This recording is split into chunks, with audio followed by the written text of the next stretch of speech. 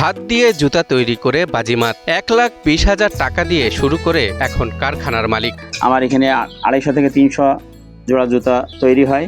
বিভিন্ন ধরনের আছে, দামি জুতা আছে, এরপরে আপনার কম দামি জুতা আছে। শুনে অবাক হলেও হাত দিয়ে জুতা তৈরি করে নিজের ভাগ্য, এমনকি অনেকেরই ভাগ্য পরিবর্তন করেছেন। স্বপ্ন এখন তার 1000 শ্রমিকের কর্মসংস্থান তৈরি করা। সবাই রাকিব শুটে কাজ করি। এখানে সকাল 8টা থেকে বিকাল 5টা পর্যন্ত আমরা কাজ করি। এখানে 20 থেকে 25 ধরনের জুতা আইটেম আমরা তৈরি করি। বিভিন্ন রকমের আইটেম আছে, যেমন পিউ জুতা, তারপরে বক্স হিল, তারপরে পাম্পিং জুতা, হাই হিল, পেন্সিল হিল, এরকম বিভিন্ন ডিজাইনের জুতা আমরা তৈরি করি। এমনকি আমরা বার্মিজ জুতাও তৈরি করি। তরুণ উদ্যোক্তার হাতে তৈরি জুতার চাহিদা এখন তুঙ্গে। মাত্র 1,20,000 টাকা পুঁজি নিয়ে শুরু করা রাকিব শুজ কারখানা আজ স্থানীয় কর্মসংস্থানের নতুন দৃষ্টান্ত।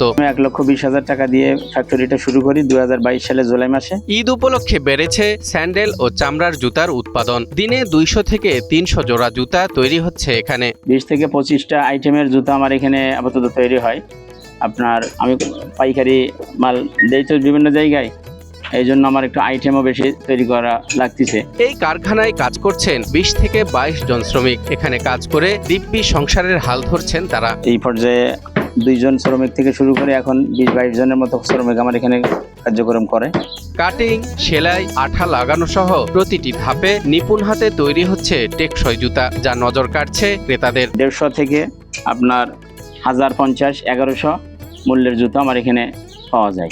স্থানীয়দের মতে শহরের পুরাতন সাতক্ষীরা আলিয়া মাদ্রাসা পাড়ায় গড়ে ওঠা এই উদ্যোগ সাতক্ষীরার অর্থনীতিতে নতুন সম্ভাবনা তৈরি করেছে। ছোট পরিসরের এই শিল্প এখন গ্রামীণ অর্থনীতি পরিবর্তনের বড় উদাহরণ।